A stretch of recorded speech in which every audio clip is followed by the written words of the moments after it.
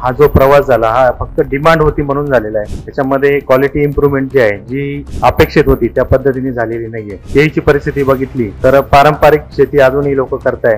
गुणवत्ता किंवा क्वालिटी जी आहे केळीची त्याच्यावर अजूनही बऱ्याच ठिकाणी दुर्लक्ष केलं जातं. त्याच्यानंतर सगळ्यात मोठा जो ड्रॉबॅक आहे केळीमध्ये जर आपण बघितलं तर साधी ट्रक सुद्धा प्लॉट पर्यंत जात नाही. भारताकडे ऍडव्हान्टेज काय, आपण वर्षभर केळी देऊ शकतो. जे मार्केट खूप जवळ आहे. तुम्हाला कुठली जी केळी 10 दिवस किंवा 15 दिवस टिकते ही केळी सुद्धा तुम्ही निर्यात करू शकता. हा सगळा तुम्हाला जे आहे प्लस पॉईंट. आपली कॉम्पिटिशन आपल्या शेतकऱ्याशी नाही, आपल्या गावाशी नाही, आपल्या जी काही कॉम्पिटिशन ती जगाशी आहे. रोग आल्यावर काम नका करू, प्रिव्हेंटिव्ह काम तुम्हाला करावं लागेल. सर्वप्रथम मॅक्स किसानचे मी आभार मानतो. इथं जी काही बोलायला त्यांनी संधी दिली. तसं बघितलं तर सकाळपासून जे काही लेक्चर्स झाले त्याच्यामध्ये सर्व टॉपिक जे ते कव्हर झालेले. तर जो काही केळीचा प्रवास आहे मागच्या 10 वर्षाचा जर विचार केला आपण तर 5 ते 10 हजार कंटेनर भारतातून एक्सपोर्ट होत होते. पण मागच्या 5 वर्षामध्ये जवळपास 40 ते 42 हजार कंटेनर हे एक्सपोर्ट झालेले. तरी सुद्धा हा जो प्रवास झाला हा फक्त डिमांड होती म्हणून झालेला आहे. त्याच्यामध्ये क्वालिटी इम्प्रूव्हमेंट जी आहे जी अपेक्षित होती त्या पद्धतीने झालेली नाहीये. जर आपल्याला 50,000 किंवा 60,000 कंटेनरचा टप्पा गाठायचा असेल तर आपल्याला क्वालिटीची केळी देऊनच गाठावं लागेल. कारण जे काही मार्केटमध्ये वॅकन्सी आहे किंवा वॅकंट आहे मार्केट त्यानुसार आपण तेवढ्या कंटेनरपर्यंत साधारण 1-2 वर्षामध्ये पोहोचू. पण तिथून पुढे जर आकडे आपल्याला वाढवायचे असतील तर आपल्याला क्वालिटीची केळी तयार 100% करावं लागेल. तसं जर बघितलं आता जर केळीची परिस्थिती बघितली तर पारंपरिक शेती अजूनही लोक करताय. कंदांची मोठ्या प्रमाणात अजून लागवड होते. त्यानंतर गुणवत्ता किंवा क्वालिटी जी आहे केळीची त्याच्यावर अजूनही बऱ्याच ठिकाणी आपण बघतो की दुर्लक्ष केलं जातं. कारण डोमेस्टिकमध्ये कन्झम्पशन चांगलं आहे. केळी एकदा तयार झाली तर विकायला खूप जास्त प्रयत्न करावा लागत नाही. 1-2 रुपये इकडे तिकडे दिले तर केळी तुमची विकली जाते. त्याच्यामुळे बरेच अजून असे शेतकरी आहेत जे गुणवत्ताकडे दुर्लक्ष करताय. त्याच्यानंतर आता 1-2-4 वर्ष जर सोडले तर मला वाटतं के.बी. पाटील सरांनी जे काही काम केलेले त्याच्यानंतर आता बरेच लोक त्यांना फॉलो करून नॉलेज शेअरिंग करताय. पण त्याच्या आधी कोणी तज्ज्ञ नव्हता. त्याच्यामुळे जे काही काम केलं ते शेतकऱ्यांनी त्यांच्या पद्धतीने केले. त्यांनी जे प्रयोग केले आणि त्याच्यानंतर क्वालिटी खूप मोठ्या प्रमाणात तिथं वाढली. त्याच्यानंतर सगळ्यात मोठा जो ड्रॉबॅक आहे केळीमध्ये जर आपण बघितलं तर साधी ट्रक सुद्धा प्लॉट पर्यंत जात नाही. तुम्ही जर बघितलं आम्ही बऱ्याच वेळेस ज्यावेळेस हार्वेस्टिंग चालू असतो आम्ही जात असतो. बऱ्याच वेळेस एखादी ट्रक ती रस्त्यावर उभी असे ना आपण जर म्हटलं की थोडं बाजूला की आम्हाला जायचं नाही आम्ही आता 15 मिनिटात गाडी भरतो तुम्ही 15 मिनिटं थांबा. म्हणजे अशी वाईट परिस्थिती अजूनही आहे. अजूनही तुम्ही जर तरडी तो हायवे जर बघितला तिथंही रस्त्यावर अजून केळी पॅक होते. म्हणजे एवढी वाईट परिस्थिती अजूनही आहे. यामुळे काय होतं की जो काही तुम्ही केळी कट केल्यानंतर घड कट केल्यानंतर साधारण 200 मीटर ते 500-600 मीटर पर्यंत तो वाहून नेत आहे. आणि जसं किरण भाऊंनी सांगितलं की त्याला ब्रुजिंग येतं जे आत्ता दिसत नाही, जे तिथं पिकल्यानंतर दिसतं. आणि तिथं गेल्यानंतर त्यांनी बघितलं अरे ही केळी तुम्ही भरलीच नव्हती. कारण केळी इथं छान दिसत होती पण तिथं गेल्यानंतर बघितलं की डाग पडले. तर ते जे ब्रुजिंग आहे ते तुम्हाला डोळ्याला दिसणार नाही. म्हणजे काय की शेतकऱ्याने ऍटलिस्ट रस्ते तरी बनवून घ्यायला पाहिजे जर तुम्हाला त्या टप्प्यापर्यंत जायचंय. आज तुम्ही जर बघितलं डाळिंब शेती, द्राक्ष शेती किंवा कुठली फळाची शेती बघितली तर पूर्ण प्लॉट पर्यंत जी आहे 10 चक्का गाडी जाऊ शकते. प्रत्येक शेतकऱ्याने पॅक हाऊस छोटे का होईना पॅक हाऊस त्यांच्याकडे तयार आहेत. कांद्या पिकाचं तुम्ही बघितलं तर प्रत्येकाकडे चाळ आहे. म्हणजे काय की शेतकरी पुढे येतोय. पण काय झालं ऊसाचा शेतकरी ज्यावेळेस केळीवर यायला लागला तर त्याला स्वतःमध्ये बदल करून घेण्याला वेळ जातो. तर ते व्हायला नको. आपल्याकडे ऍडव्हान्टेज काय, भारताकडे ऍडव्हान्टेज काय, आपण वर्षभर केळी देऊ शकतो. वर्षभर पुरवठा आपण करू शकतो. आपली जे काही एकरी ऍव्हरेज आहे साधारण 25 टनापासून तर 35-40 टनापर्यंत उत्पन्न आपण काढू शकतो. सर्वात महत्वाचा विषय मजूर जे आहे आपल्याकडे कम्पॅरेटिव्ह केला. आता मजुरांची अडचण आहे हे सर्व मान्य आहे. पण जे काही मजूर आता आपल्याला मिळतं हे स्वस्त आहे कम्पेअर टू अदर कंट्री. विदेशात गेले तर मजूर खूप महाग आहेत. त्या तुलनेने आपल्याकडे अजूनही मजूर स्वस्त मिळत आहेत. आणि सगळ्यात महत्वाचा विषय 6 ते 8 दिवसामध्ये तुम्ही काढलेली केळी विदेशात पोहोचते. म्हणजे मार्केट खूप जवळ आहे. तुम्हाला कुठली जी केळी 10 दिवस किंवा 15 दिवस टिकते ही केळी सुद्धा तुम्ही निर्यात करू शकतात. हा सगळं तुम्हाला जे आहे प्लस पॉईंट मिळतोय. त्याच्यानंतर क्वालिटी इम्प्रुव्हमेंटला आपल्याला भरपूर स्कोप आहे. असं काही नाही की एक क्वालिटीपर्यंत आपण पोहोचून याच्या पुढे काही होऊ शकत. जसं किरण भाऊनी सांगितलं की आज आपण G9 वर काम करतो, पण त्याच्या पुढे अजून काय करता येईल त्याच्यावर काम करावं लागेल. त्याचबरोबर फ्रूट केअरचा वारंवार सर्वजण सांगताय. फ्रूट केअरला अजूनही तुम्ही बघितलं तर 5 ते 60% वर लोक फ्रूट केअर करत नाही. तर हा एवढा स्कोप भारतासाठी अजूनही उपलब्ध आहे. जग बदलतंय. आपली कॉम्पिटिशन आपण काय करतो, माझ्या बाजूला किंवा माझ्या गावात कोणाची 12 रुपये गेली तर आपली 16 कशी जाईल, कोणाची 20 गेली तर आपली 22 कशी जाईल, हा विचार आपल्याला सोडावा लागेल. आपली कॉम्पिटिशन आपल्या शेतकऱ्याशी नाही, आपल्या गावाशी नाही, आपल्या जी काही कॉम्पिटिशन ती जगाशी आहे. त्याच्यामुळे आपल्याला जागतिक पातळीवर जी क्वालिटी ऍक्सेप्ट केली जाते ती करणं गरजेचं आहे. नेक्स्ट, मग आपण काय करू शकतो? सर्वप्रथम आता जर आपण बघितलं मागच्या 5 वर्षामध्ये टिश्यू कल्चरचे रोपं खूप मोठ्या प्रमाणात लोक लावायला लागली. पण त्याच्यामध्ये सुद्धा आपण बघतो जे काही कंदाला काम करतं तसंच काम त्याच्यामध्ये चाललंय. ते करावं लागणार नाही. तुम्हाला जे आहे टिश्यू कल्चरची रोपं वापरताय, तुम्हाला उत्पन्न वाढवायचं तर खत नियोजन प्रॉपर करावं लागेल, पाणी नियोजन प्रॉपर कर. आजही बघितलं बागेमध्ये ज्यावेळेस गेलो, केळी असं पीक आहे त्याला 2 ड्रिप कंपल्सरी लागतील. कारण खोड जर तुमचं 1.5-2 फुटाचं होतंय आणि एक साईडने तुम्ही ड्रिप टाकताय तर वादळ आल्यानंतर सहज तुमचं रोप जे आहे किंवा झाड जे आहे ते कंडू शकतं. तर 2 ड्रिप कंपल्सरी तुम्हाला करावं लागतील. त्याचबरोबर सगळ्यात महत्वाचे रोग नियोजन.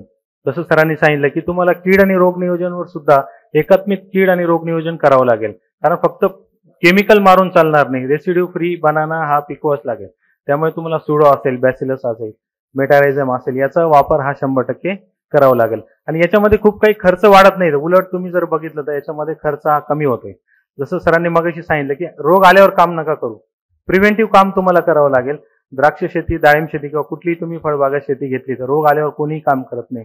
केळीच असं पीक आहे ज्याच्यामध्ये रोग आल्यानंतर लोक विचारतात की मी आता स्कोर मारू, केब्रेटॉप मारू का काय मारू. तर इथं आपण चुकतो. इथं जवळपास आपलं 10 ते 20% नुकसान हे झालेलं असतं. आणि त्याचबरोबर महत्वाचं जे आहे फ्रूट केअर करणे. बऱ्याच शेतकऱ्यांना अजून फ्रूट केअर मध्ये काय काय केलं जातं हे माहित नाही. बनाना इंजेक्शन दिलं जातं पण ते कसं करायचं हे माहित नाही. तर त्याच्यामध्ये आपल्याला जावंच लागेल. जर केळीचं जर तुम्हाला क्वालिटी वाढवायची तर फ्रूट केअर हे कंपल्सरी तुम्हाला करावं लागेल. आज आपण म्हणतोय क्लस्टर डेव्हलपमेंट. क्लस्टर डेव्हलपमेंट होईल. आज 73,000 हेक्टरवर आहे, उद्या 1.5 लाख हेक्टरवर होईल. पण क्वालिटी जर नसेल तर ती तुम्हाला 3-4 रुपयांनीच विकावं लागेल. तर ही वेळ येऊ नये आणि ही योग्य वेळ आहे ज्यामध्ये आपल्याला क्लस्टर डेव्हलपमेंट बरोबरच क्वालिटी डेव्हलपमेंटचा सुद्धा प्रोग्राम हाती घ्यावा लागेल. नेक्स्ट, त्याच्यामध्ये जर आपण बघितलं तर केळीचं जे काय आहे सक्सेस हा पूर्णपणे तुमचं रोप सिलेक्शनवर आहे. जर चुकीचं रोप सिलेक्शन झालं तर तिथं तुमचं जवळपास 70-80% तुम्ही तुमचं उत्पन्न घटून घेताय. त्यामुळे टिश्यू कल्चरचे रोपं असतील, एकसारखे रोपं लागवड करणं गरजेचं आहे. त्याचबरोबर ज्यावेळेस तुम्ही ट्रान्सप्लांटिंग वगैरे करतात त्यावेळेस बरेच वेळेस काय होतं, मार्च, एप्रिल, मे मध्ये प्लांटेशन होतं आणि त्यावेळेस उष्णता जास्त असते. त्यावेळेस रोपाची काळजी घेणं सुद्धा आवश्यक आहे. त्याचबरोबर ज्यावेळेस तुम्ही जुलै, ऑगस्ट, सप्टेंबर मध्ये लागवड करतात त्यावेळेस खूप जास्त पाऊस होतो आणि जे काय आहे जमिनीमध्ये चिखल तयार होतो आणि अशा वेळेस काय होतं, बुरशीजन्य रोगांचा प्रादुर्भाव खूप मोठ्या प्रमाणात वाढतो आणि जोर आपल्याला कळतं की कुठली बुरशी आहे तोवर आपलं बरंच नुकसान झालेलं असतं. तर अशा वेळेस आपल्याला लागवडीच्या आधीच जे काही तुमचं ट्रे येतात ते बुरशीनाशक मध्ये बुडून ट्रे जर लावले तुम्हाला त्याचा फायदा होईल. आता औषधांमध्ये मी जाणार नाही कारण सरांनी सर्व डिटेलमध्ये मार्गदर्शन केलंय. तर ते ट्रे आहे, तुम्ही एकदम 100 रोपं किंवा जे काही 75-80 रोपं असतात एका ट्रेमध्ये ते बुडून लेबर जवळ देऊन टाकायची, जेणेकरून डायरेक्ट बुरशीचं जे काही त्याला स्प्रेची गरज नाही, डायरेक्ट बुडवलेली रोपं तुम्ही लागण करू शकता. जेणेकरून काही कारण असतो 10-20 दिवस तुम्हाला आळवणी करता बी नाही आली तरी सुद्धा चालेल. अशा पद्धतीने जे काही छोटे छोटे काम आपल्याला त्याच्यामध्ये करणं आवश्यक आहे. नेक्स्ट, त्याबरोबर जर क्वालिटीची केळी आपल्याला पिकवायची असेल तर काय केलं पाहिजे याचं जर तुम्हाला जिवंत उदाहरण पाहिजे असेल तर इथं संदीप पाटील बसलेले, त्यानंतर पद्मदीप भाऊ आहेत, त्यांनी चांगल्या पद्धतीने उदाहरण आपल्या पुढे उभं केले. ही जी केळी आहे, आता तुम्हाला प्रश्न पडला असेल की ही केळी कोणाची, तर ही पद्माकर भाऊ यांची केळी आहे ना. हा गडा आपण युरोपला पाठवला होता. ते 4 ते 5 वर्षापूर्वी आपण युरोपला एक कंटेनर सुद्धा पाठवलेला आहे. तर मी मुद्दाम हे उदाहरण देतोय कारण तुम्ही जर बघितलं आज आपण फक्त बोलतोय युरोपला पाठवू शकतो. इव्हन आता किरण भाऊने रशियाला पाठवलं, त्यांना कळालं की अजून काय क्वालिटी इम्प्रुव्हमेंट करू शकतो. जसं ज्यावेळेस आपण युरोपला कंटेनर पाठवलं त्यावेळेस लक्षात आलं की अजून आपल्याला खूप जास्त इम्प्रूव्हमेंट त्याच्यामध्ये करणं आवश्यक आहे. ज्यावेळेस आम्ही हे कंटेनर भरायला लागलो तर आम्हाला 5 दिवस लागले कंटेनर भरायला, 5 ते 6 दिवस. त्याचं कारण असं होतं की पूर्ण फ्रूट केअर केलं, प्रॉपर नियोजन केलं, तरी सुद्धा काही गोष्टी आमच्याकडून राहून गेल्या. पण एक कॉन्फिडन्स मिळाला की 100% शेतकरी हे काम करू शकतो. तर तिथपर्यंत आपल्याला जाणं गरजेचं. भले युरोपला आज 2 वर्ष लागतील का 10 वर्ष लागतील हे माहित नाही, पण अशी जर क्वालिटीची तुम्ही केळी तयार केली तर आपल्याला रशिया असेल किंवा एक्झिस्टिंग मार्केट जे आहे त्याच्यामध्ये आपण 40,000 नाही जवळपास 80,000 कंटेनर याच्यामध्ये आपण पाठवू शकतो. तर फ्रूट केअर थोडंसं डिटेलमध्ये मी फ्रूट केअर सांगेल. फ्रूट केअर मध्ये काही नाही, 7-8 गोष्टी आहे. खूप मोठा विषय नाही फ्रूट केअर म्हणजे. सर्वप्रथम आपण इंजेक्शन देतो. त्याचं कारण असं आहे की ज्यावेळेस तुमचा कोंब बाहेर येतो त्यावेळेस त्याला आणि बाहेर आल्यानंतर जे काही फणी बाहेर येते त्याला एक पानाचं कोटिंग असतं वरती आणि त्याला लगेच थ्रिप्स चाटू शकतो. त्यावेळेस जर आपण स्प्रे केले तर पानाच्या कोटिंग असल्यामुळे त्या फणीपर्यंत किंवा त्या फिंगरपर्यंत स्प्रे जात नाही आणि खूप मोठ्या प्रमाणात थ्रिप्सचा अटॅक होऊन जातो. ते टाळण्यासाठी आपल्याला बर्ड इंजेक्शन द्यायचं आहे, जेणेकरून इंजेक्शन दिल्यानंतर पुढचे 8 ते 12 दिवस तुम्हाला त्या फिंगरचं किंवा त्या केळीचं किंवा त्या फणीचं प्रोटेक्शन हे राहतं, जेणेकरून वरचं पान पडल्यानंतर आपण लगेच इमिजिएट स्प्रे करू शकतो. खूप जास्त खर्च नाहीये, फार कमी खर्च आहे. फक्त कष्ट एवढेच की 3 किंवा 4 वेळेस तुम्हाला बागेमध्ये फिरावं लागतं, कारण एकच वेळेस पूर्ण कोंब बाहेर येत नाही. तर बनाना इंजेक्शन हे कंपल्सरी प्रत्येकाला करावंच लागेल. आज तुम्ही जरी नाही केलं तर दुसरे लोक करणार आहे. सहज आपण केळी ज्यावेळेस म्हणतो तर जळगाव नाव येतं पुढे, पण आज जर बघितलं तर टेंभुर्णी किंवा सोलापूरचा भाग आहे तो आपल्या पुढे निघून चाललाय, फक्त क्वालिटीच्या कारणाने, वेगळं काहीच नाहीये. जी काही क्वालिटी आहे ती एकदम बेस्ट आहे. त्याला शेल्फ लाईफ खूप चांगली मिळते. जसं किरण भाऊनी सांगितलं की त्याला सांगावं लागतं ही केळी आम्ही टेंभुर्णीहून भरलेली, म्हणजे काही वेळेस खोटं बोलावं लागतं, पण तिथं गेल्यानंतर तुमची केळी बोलते की मी जळगावची आहे का कुठली. त्याच्यामुळे आपल्याला त्या टप्प्यापर्यंत जावं लागेल. खूप मोठ्या प्रमाणात लागवड आहे, एज्युकेशन आहे लोकांकडे, फक्त फ्रूट केअरला लोक अजून थोडंसं घाबरत आहे. तर बनाना इंजेक्शन जे आहे BI आपल्याला कंपल्सरी करावं लागेल. त्याच्यानंतर आपण बघितलं खत नियोजन जे आहे लागवडीपासून ते शेवटपर्यंत प्रॉपर करणं आवश्यक राहील, जेणेकरून केळी जर तुम्ही बघितलं 11 ते 13 महिन्यामध्ये तुम्हाला 30 ते 35 टन माल एका एकरामधून निघतंय. स्वतः केळी पण खूप झपाट्याने वाढते, 30 ते 35 टनाचं उत्पन्न एकरातून निघतं. याचा अर्थ असा की केळी किती खादाड पीक आहे आपल्याला लक्षात येईल. तुम्ही जर म्हटले की मी लावून देतो आणि मग नंतर काढायला जाईल तर चालणार नाही. खताचं नियोजन सुद्धा तुम्हाला प्रॉपर तिथं करणं गरजेचं आहे. त्याचबरोबर ज्यावेळेस घड खाली येतो, इंजेक्शन दिलं असेल तर 1-2 दिवस स्प्रे तुमचे मागे पुढे झाले तर चालतील, पण त्याच्यानंतर सुद्धा करप्याचा आणि थ्रिप्सचा खूप मोठ्या प्रमाणात किंवा अळीचा मोठ्या प्रमाणात तिथं अटॅक होऊ शकतो. त्यासाठी सिंपल फक्त एक स्पिनोसाइडचा तुम्ही स्प्रे केला तरी तिथं खूप चांगल्या पद्धतीने थ्रिप्स आणि अळीचा प्रादुर्भाव तिथं तुम्ही 100% अडवू शकता. पण एक लक्षात घ्या, केळी पिकाला कुठलाही स्प्रे करत असताना एक औषध तुमचं किडीच्या कंट्रोलसाठी असलं पाहिजे, दुसरं बुरशीच्या आणि तिसरं औषध पोषक असलं पाहिजे. असे 3 औषधं तुम्ही एकत्र केले तरी चालेल. ह्या पूर्णपणे ट्रायल्स आपण घेतलेले आहे. जे काही असेल एक बुरशीसाठी, एक कीटकनाशक आणि एक पोषक, असे 3 औषधं एकत्र करून तुम्ही स्प्रे मारू शकतात. तर पहिलं बड इंजेक्शन झालं, नंतर स्प्रे, परत 12 ते 15 दिवसांनी दुसरा स्प्रे तुम्ही करू शकतात.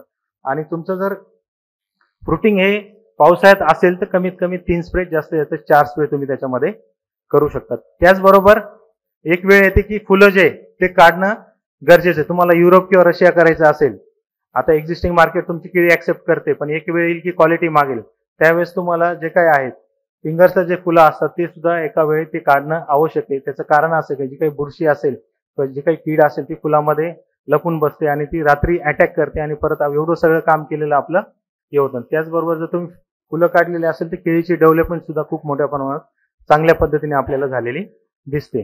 त्याचबरोबर ज्यावेळेस कोंब खाली येतो किंवा फ्लॉवर जे आहे ते खाली येतात त्यावेळेस बरेच पानं जे आहे ते केळीच्या घडाला घासत असतात आणि ती नकळत ब्रुझिंग होत असते, जी आपल्याला डोळ्याला दिसत नाही किंवा जाणवत नाही. त्याच्यामुळे सुद्धा केळीची क्वालिटी जी खराब होते. त्यामुळे जे काही ऑब्स्टेकल रिमूव्हल आहे, मग तुमचं पान असेल, शेजारचं झाडाचं पान असेल किंवा स्वतः त्या झाडाचं पान असेल, ते आपल्याला बाजूला करणं गरजेचं आहे. त्याचबरोबर टॅगिंग केली जाते. जे कोंब सगळ्यात आधी येतात त्याला एक कलरचा टॅग देणं आवश्यक आहे. त्याचं कारण असं आहे, ज्यावेळेस कुठलाही एक्सपोर्टर हार्वेस्टिंग करेल त्याला जर आपण उदाहरण म्हणून पकडूया की लाल रंगाचा आपण टॅग दिला, पहिला जो कोंब बाहेर आला त्याला, दुसरा कोंब जो बाहेर आला त्याला येलो दिला, तर ज्यावेळेस हार्वेस्टिंग होईल त्यावेळेस एकाच कलरचा घड हार्वेस्ट केला पाहिजे. त्याचं कारण असं आहे, ज्यावेळेस तुम्ही एकाच कलरचा कंटेनर भराल ज्यावेळेस तुम्ही रायपलिंगला लावाल त्यावेळेस ती केळी एकसारखी पिकणार आहे. ज्यावेळेस आपण कंटेनर पुढे पाठवतो ते म्हणतात की तुमची जी काही केळी आहे ती एकसारखी पिकत नाही. त्याचं कारणच असं आहे की आपण 2-3 टॅगचं मटेरियल एकदम भरतोय आणि पाठवतोय, जेणेकरून ती केळी एकसारखी इव्हन पिकत नाही. तर त्याच्यामध्ये सुद्धा अजून 1-2 वर्षामध्ये आत्ताच ते काम केलं पाहिजे, पण अजून बड इंजेक्शनच करत नाही, पण इथपर्यंत जाणं आपल्याला गरजेचं आहे. त्याचबरोबर बऱ्याच वेळेस फ्रूट केअर, आता आम्ही सुद्धा स्वतः 4 ते 5 वर्षापूर्वी फ्रूट केअर चालू केलं आणि बऱ्याच अशा घटना घडल्या की फ्रूट केअर चालू केले, लेबर गेली आणि ते फणी कमी करत होते. मग आपण सांगितलं की 9 फणी तुम्हाला ठेवायची पहिल्या टप्प्यामध्ये. तर 1-2 त्याच्याकडून घड तुटला आणि शेतकऱ्याचा मला फोन आला की सर तुमचे लोक आले आणि काम चालू आहे. म्हटलं काही अडचण नाही. त्याने 2 घड तोडले किंवा तुटले त्याच्याकडून. मी म्हटलं तुम्ही कुठे? म्हणे मी घरात आहे. मग काय करता? मी बसलेलो आहे. म्हटलं अहो माझे 10 लेबर तुमच्या प्लॉटमध्ये काम करताय, 10 लेबरचा मी आज एवढा पगार देणार आहे, स्प्रे चालू आहे, मी एवढा खर्च केलाय आणि तुम्ही मला सांगताय की 1-2 घड माझे तुटले. उलट तुम्ही तिथं स्वतः ते शिकून घ्या. तुम्ही स्वतः कराल तर तो एकही घड तुटणार नाही, हे तुम्ही लक्षात घ्या. आज आपण लेबरकडून करू घेतो, तुम्ही जर स्वतः केलं तर 100% तुम्ही त्याच्यापेक्षा चांगलं काम करू शकतो. तर हे शेतकऱ्यांना कळालं पाहिजे, जेणेकरून जी काही क्वालिटी आहे त्याचे 2 पैसे हे शेतकऱ्यालाच मिळणार आहे.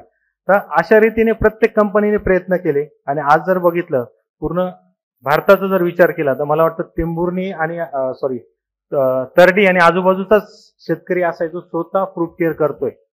आणि आता कुठेतरी 2-3 वर्षापासून मला वाटतं आपण टेंभुर्णी वगैरे त्या साईडला लोक आता करायला लागले.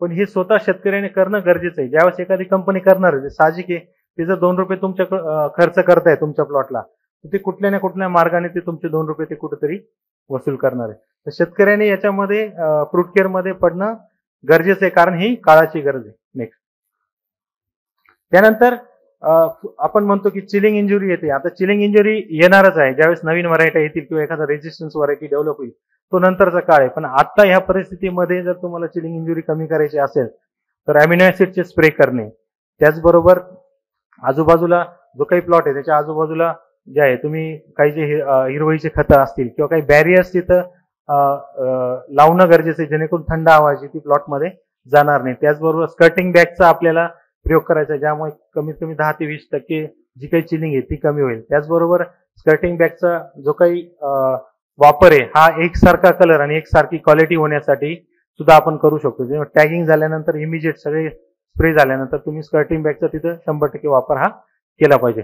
त्याचबरोबर खताचं नियोजन जे आज तुम्ही जर बघितलं द्राक्ष शेतीमध्ये खताचं नियोजन हे पिटोल अनालिसिस करून केलं जातं. आज जर बघितलं आपण मुलगा आजारी पडला तर आपण गावातल्या डॉक्टरकडे दाखवतो, पण दुसऱ्या तिसऱ्या दिवशी जर त्याला परत ताप यायला लागला किंवा तो बरा नाही झाला तर आपण एमडी डॉक्टरकडे येतो. तर एमडी डॉक्टरकडे गेल्यानंतर तो पहिले सांगतो की तुम्ही ब्लड टेस्ट करा. तो कुठलाही तुम्हाला सल्ला देत नाही. ब्लड टेस्ट केल्यानंतर तो सांगतो की टायफॉइड झालाय का मलेरिया झालाय. सेम त्या पद्धतीने द्राक्ष शेतीमध्ये जर कुठले खतं टाकायचे असतील तर पहिले आता शेतकरी पानदेट परीक्षण करतो आणि मगच खतं टाकतो. तर ती वेळ केळीमध्ये आलेली आहे.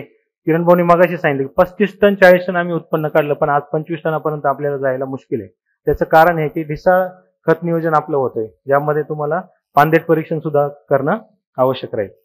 पुढे त्यानंतर काही जे आहे खत नियोजन जर प्रॉपर नसेल तर निप्पलचा प्रॉब्लेम येतो, जेणेकरून ती केळी जी ती आपण एक्सपोर्टला हार्वेस्ट होत नाही. हा सुद्धा खूप मोठ्या प्रमाणात प्रॉब्लेम ज्यावेळेस आपण प्लॉट सिलेक्शन करतो त्यावेळेस येतो, पण बऱ्यापैकी असे प्लॉट रिजेक्ट होतात.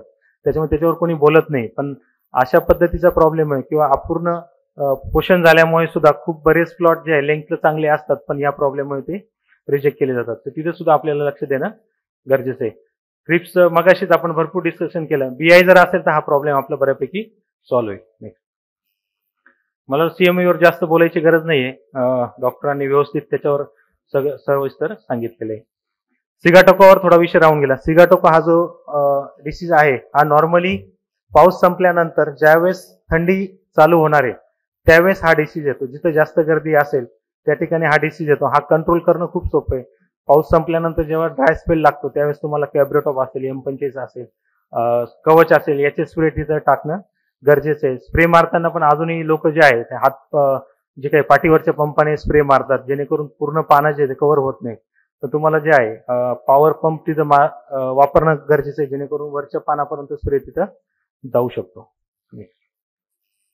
ग्राउंड रॉट नॉर्मली आता आपण बघितलं तर जे काही एक्सपोर्टर आहे ते सगळे काळजी घेताच आहे, पण जर तुम्ही तुमचं जे काही पोस्ट हार्वेस्ट मॅनेजमेंट ते जर चुकत असेल आणि तुमचं जर केळी कमीत कमी 6 तासाच्या आत प्री-कूलिंग मध्ये किंवा कोल्ड स्टोरेज मध्ये गेली पाहिजे. तसं जर झालं नाही तर हे असे छोटे छोटे प्रॉब्लेम्स, करपा येणे किंवा ब्लॅक स्पॉट येणे हे तुमच्या काढणीनंतरचे प्रॉब्लेम तुमचे वाढू शकतात. नेक्स्ट, फ्रूट केअरचं मी मागाशी सांगितलं त्या पद्धतीने आहे. हेच मी सगळं सांगितलं की बनाना इंजेक्शन वगैरे करायचंय. नेक्स्ट नेक्स्ट नेक्स्ट तर फुलं वगैरे काढणे हे सगळं ते फोटोग्राफ्स आपण टाकलेले. तर अशा पद्धतीने नियोजन जर आपण केलं तर मला नाही वाटत की 40,000वरून आपण सहज 60 आणि नंतर 80 ते 1,00,000 कंटेनर पर्यंत आपण पोहोचू शकतो. पुन्हा एकदा जे काही मला इथं बोलायला संधी दिली त्याबद्दल धन्यवाद.